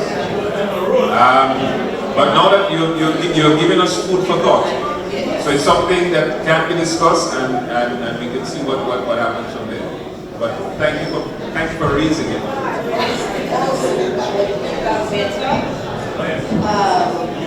There is a problem with the ministry, because I went there to find out about the bill, and I was told to talk to Miss Adams, and you never get to talk to her. She doesn't answer the phone, she texts, she don't respond. So with the bill back better, you say everybody's going to get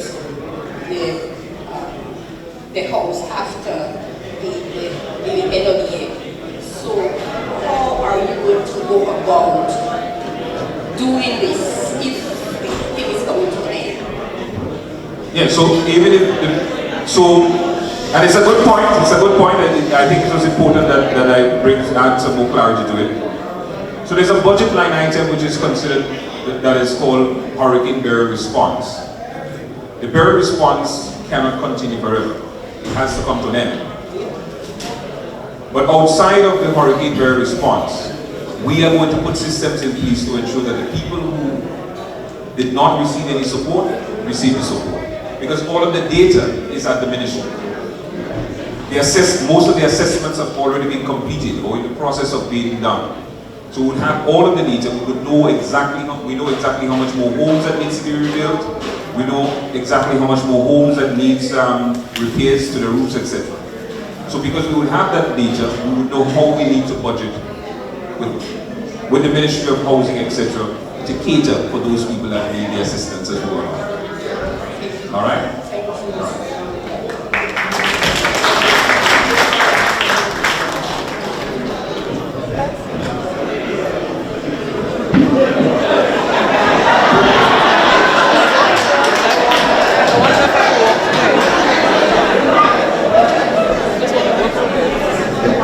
Sorry, how you doing? Just have a couple questions for you. Just a couple of questions. Is it true that the government of Grenada is providing interest-free loans for capital improvements and rebuilding after the hurricane? Yes, interest. Well, I wouldn't say it's interest.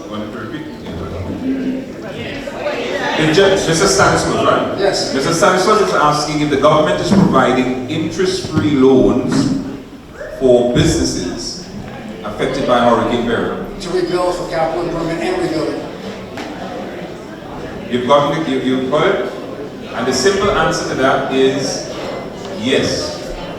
At the Grenada Development Bank, the GDB, the government placed $25 million to assist businesses that were affected by Hurricane Barrier to rebuild better and stronger. What are the requirements or the prerequisites to be able to qualify for these loans? One of the qualifying factors is that your business had to be affected by Hurricane Barrier. What I can tell you is that more than half of those funds have already been drawn down on. And the GDB has been working with the community, especially Caribou, the business community of Caribou, to try and provide as much support as possible. In the beginning, communication was a challenge, and a lot of businesses did not understand that you had to meet certain requirements, and there was certain documentation that was needed in order to access those funds.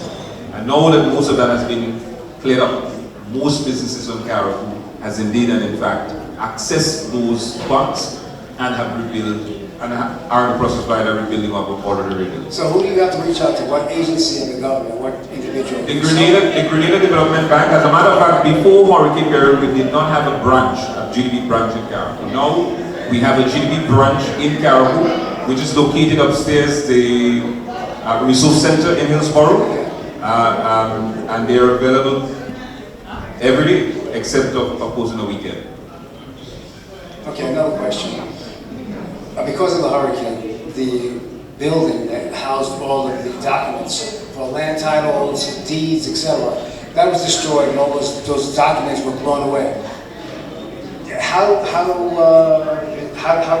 What's the situation in terms of, and also people who had their homes destroyed, they have their titles and their deeds blown away in the wind also. What's the procedure to claim ownership of the property that you already own? If you don't have title, if you don't have a title, you own the property. Proof of title, that is. So this is something I've never heard this before, that the documents were blown away. I do know that all of the documents at the revenue office was secured, placed in our vaults, and it was secured. Those documentation. So I'm not too sure exactly what you're referring to. But what I would advise is that if there are concerns that you go into the department to seek information and get some clarity on those matters. Okay, thank you. You're welcome.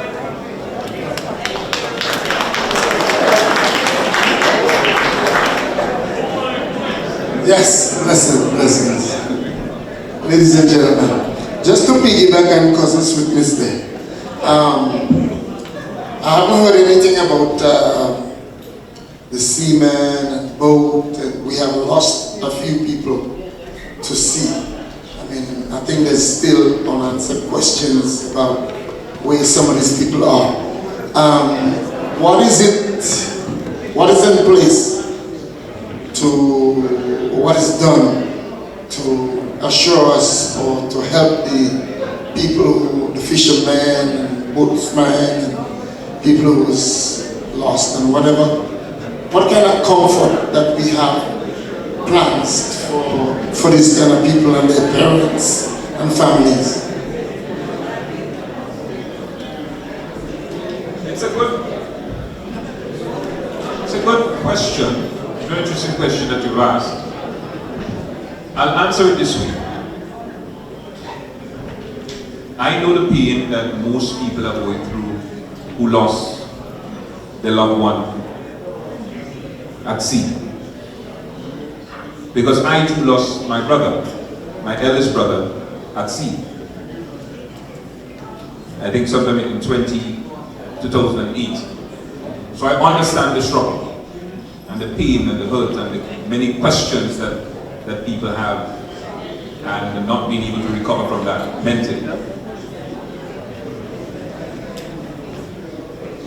But what we realize as a government, through the Ministry of Fisheries, and now we built out a new ministry, which is the Blue Economy,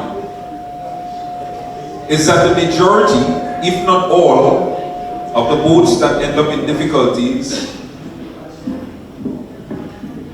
were not licensed, were never licensed, and because they were never licensed, they don't have no safety equipment on board.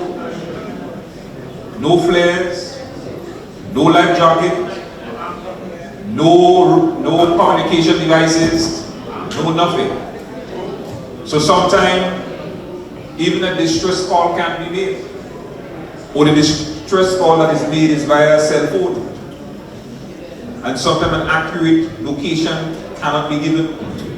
And there was a recent case where a boat got in difficulties, and that's out of St. Patrick's. Got in difficulties, made the call, the cell phone battery died.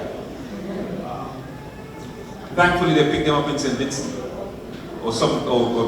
Trinidad, Venezuela, somewhere down there. They picked them up there. But the point I'm making is that we need to re-emphasize the need for safety equipment on board. Now, how do we deal or honor or provide support to families who loved ones are lost at sea. I think probably as a Caribou community, probably those are discussions that we need to have, and probably together we can probably try and come up with a solution. But if you were to ask me alone what I believe needs to be done, I don't know. But what I do know that what needs to be done is that we need to put systems in place to prevent more families to go through this heartache. And we have started the process through the Blue Economy by providing training, safety at sea training for our fishermen. And we are strongly, and in addition to providing training, we are also providing equipment to those fishermen, like flares, like the VHF radios, the life jackets, and all of that. So we need to encourage more of our fishermen and people that operate boats to invest in those simple but very important equipment. All right, so it seems as though there are no more questions. It seems as though I did a good job in answering most of the questions for you.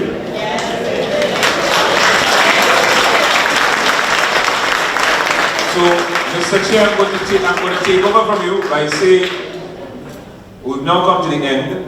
And where is Mr. St. Mark's, who went and peeped? You gone already? Go back and peep? No. All I'll say is that there is one of me. I think it's 6 of them. So you see the power of the Congress. I also want to say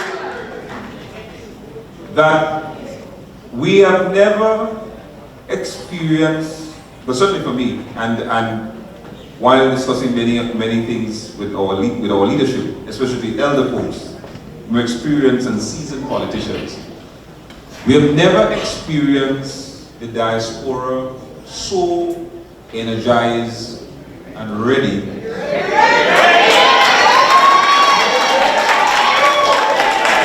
so fired up and ready for the Council to Blue. So keep that positive energy, that positive vibes. And what I love to see from all of you is the love that you continue to show for Grenada. You're not in this to see what you could get. You're in this for Grenada. And I love that. So thank you very much for your continued support. Thank you for your prayers. Thank you for your encouragement.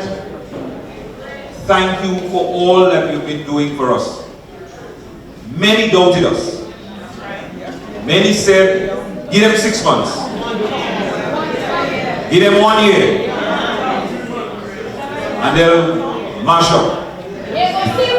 We have done better than most people expected. And there is still much more that needs to be done. And together, we will make Grenada a better place. Thank you. I'm going to give a standing ovation to the minister.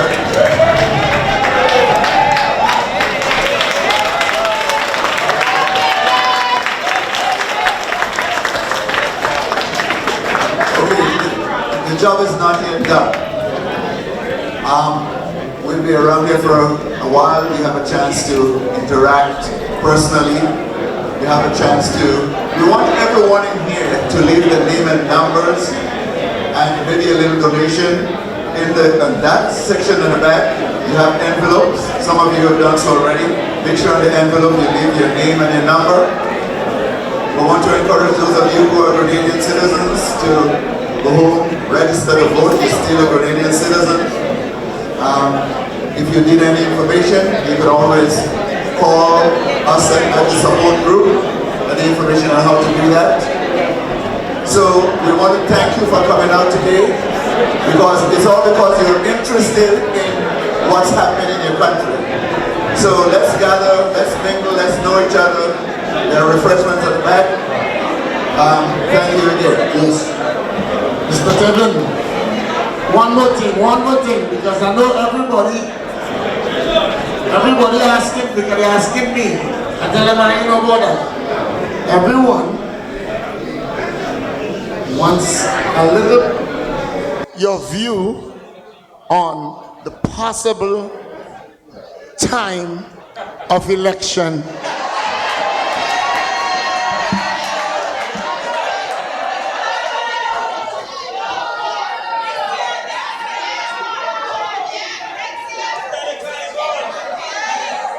All right. It's a valid question, but I don't think it's for me to answer. I'm not the Prime Minister. The Prime Minister is the only one that knows when the election will be. So we'll leave it up to him.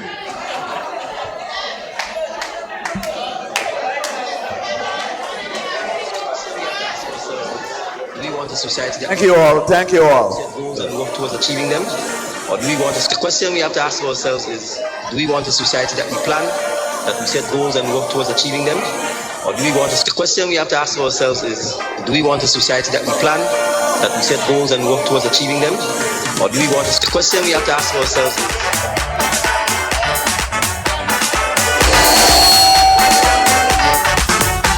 because we had some problems in the early 90s, them on the other side.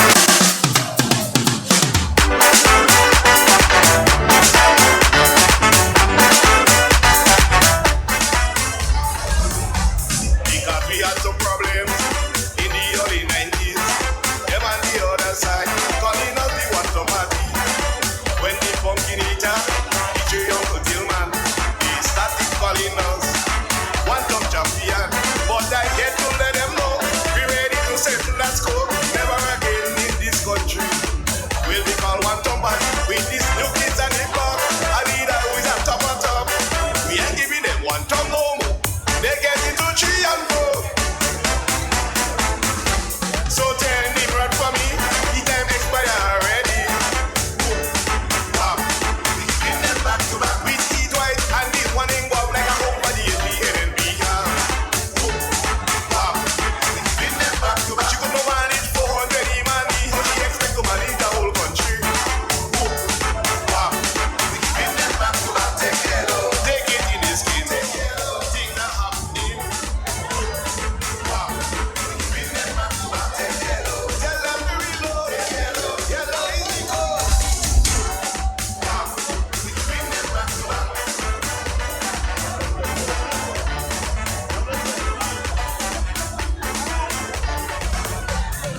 When I take a look at this NDC, they just remind me of the days of the PRG. We take a party with love. My name is Julie Bethel Finch from the Sister Isle of Petit Martinique. Today's town hall was very informative of all the transformations that is taking place in Carriacou and Petit Martinique. I must say kudos to my MP, the Honorable Tevin Andrews. We love you. May God continue to guide you and protect you. You and the NDC family. Kudos to my Honorable Prime Minister Deacon Mitchell. We love you. Yellow is the code.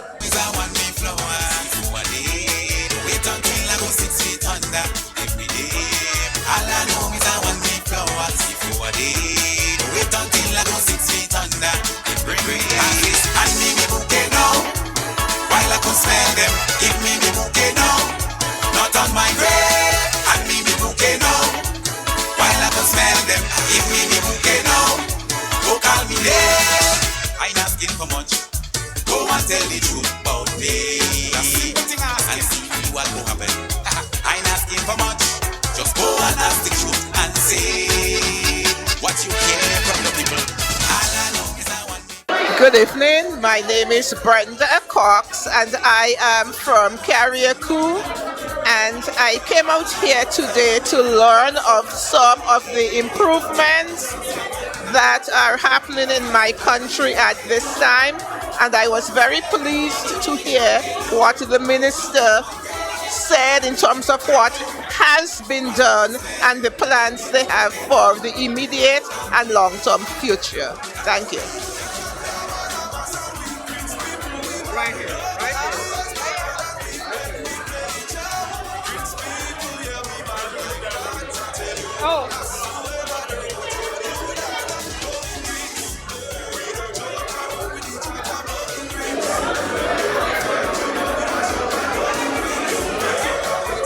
My name is Marlene Benjamin, and I'm actually from Guam, the town in St. John's. Coming here today was a must for me, and although I see everything that the Honorable Tevin has been doing, it was a plus for me to be here just to see him in person and to talk to him, and also to make my comments and thank him for the things that he's done so far, and I know there is many more that he will do for the people of Carriacou.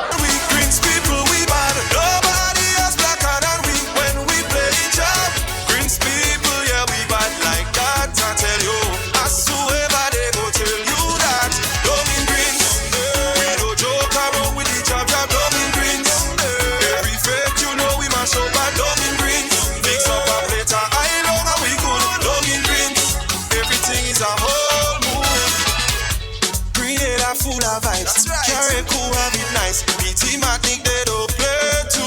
Best part when the gas in a weaving and we link up on the bed, we go show them what the greens do. We bad. Them can't play our madamas and we greens people we bad. Nobody else blacker than we when we play the job. Greens people, yeah. My name is Antoinette Compton and I'm from Carriacou. I am the chairperson for the NDC group for Carriacou and Petit Martinique. And we fighting to make sure that we put everybody back where they're supposed to be because they are doing a good job.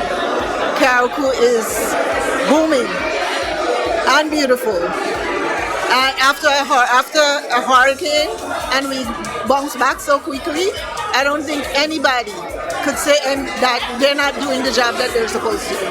You just say so, they're lying. I could tell my last shot. That shot sweet so I could live in. I don't think that. Tell them it's master. I could tell my last shot. I don't want time for nobody. I don't think that it's master in the middle. Fit like fiddle. I say, yeah, no, that's the it's master in the middle. Sweet like cake. Once I've had that, I swear I get it's master in the middle. Fit like fiddle. I say, yeah, no, that's the it's master in the middle. And I can't stop. Till my last year, I remember clearly when Nicky no one look at it, make money from lining. When you drop him back, he know to look on mom face was disappointment. Then she ball, but you still have your work clothes on. Cause we waking up on call, and we know we can say a word. Tell them it's master. I could till my last year. How could I know this feeling? I don't think that. Tell them it's master. I could till my last year. I don't want that for nobody. I woke up this morning in the land of the living. So grateful. I am like 4 or 5. Hello?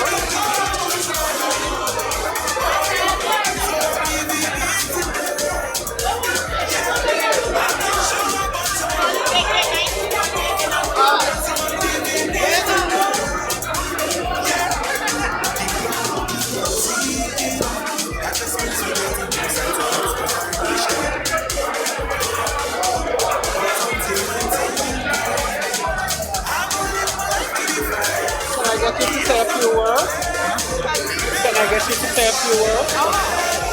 Okay, I am not from. But where are you from? Can I get you to say a few words for me? Just to say what you thought about what you heard today. Go ahead.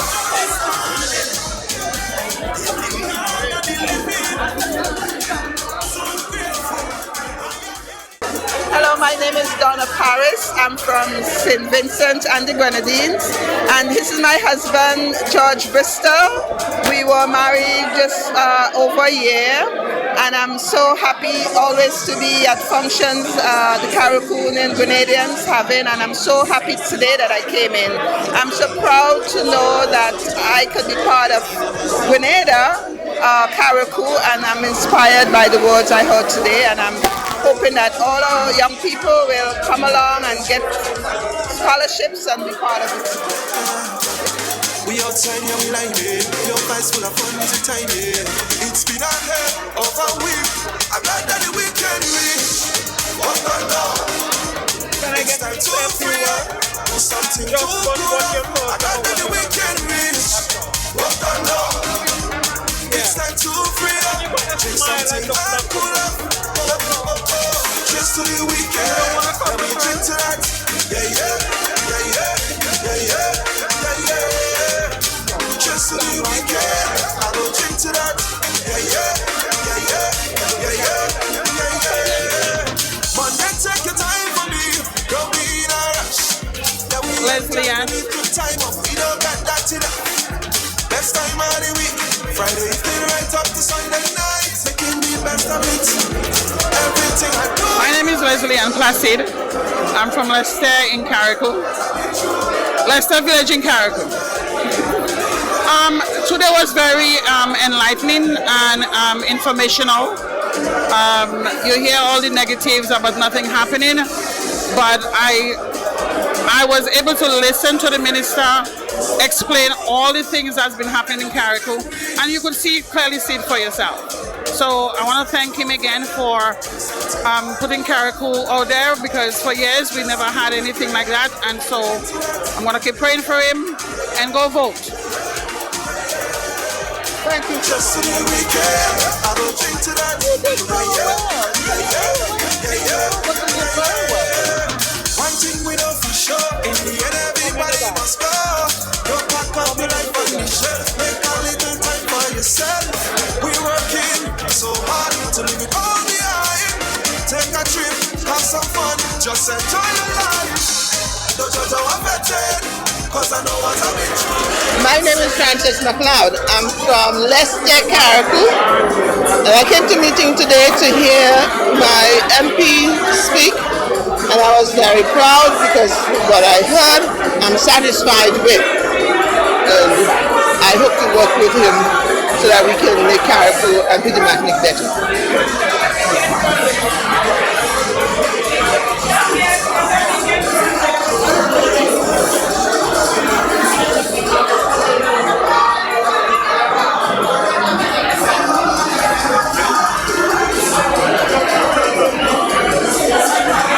Good evening, my name is Lydia Francis. I'm from the village of Munich, St. Andrews. This meeting was excellent. The crowd was, we cannot ask for better. We say, go NDC, we're ready and ready to vote. Thank you.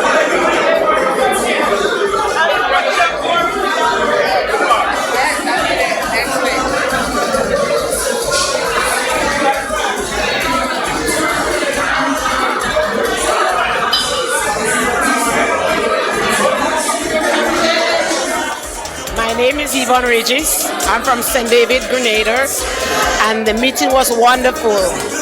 Excellent. Can't ask for more.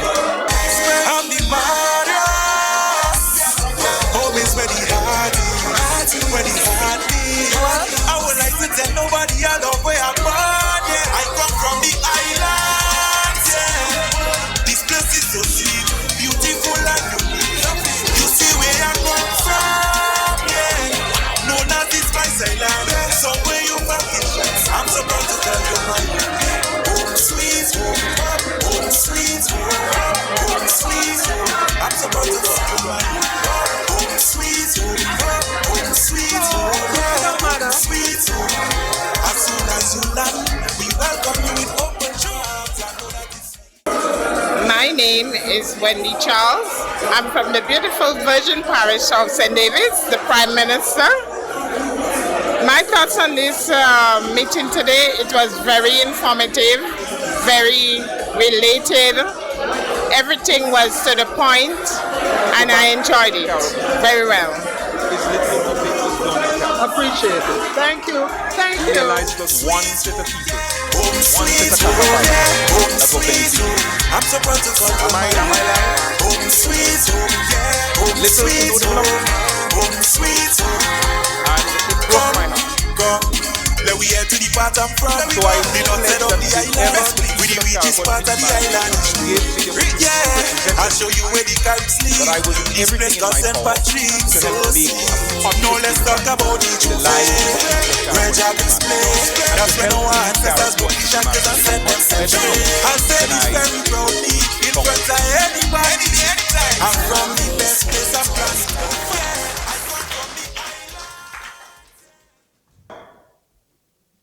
In agriculture, we've made some serious investments. Do you know that, well, most of you know, Caracou exported just about everything. And Caracou was the mecca of livestock. Some of the best breed of animals, you found it in Caracou. Today, unfortunately, the story is different. But what we have done is to upgrade the Limle farm.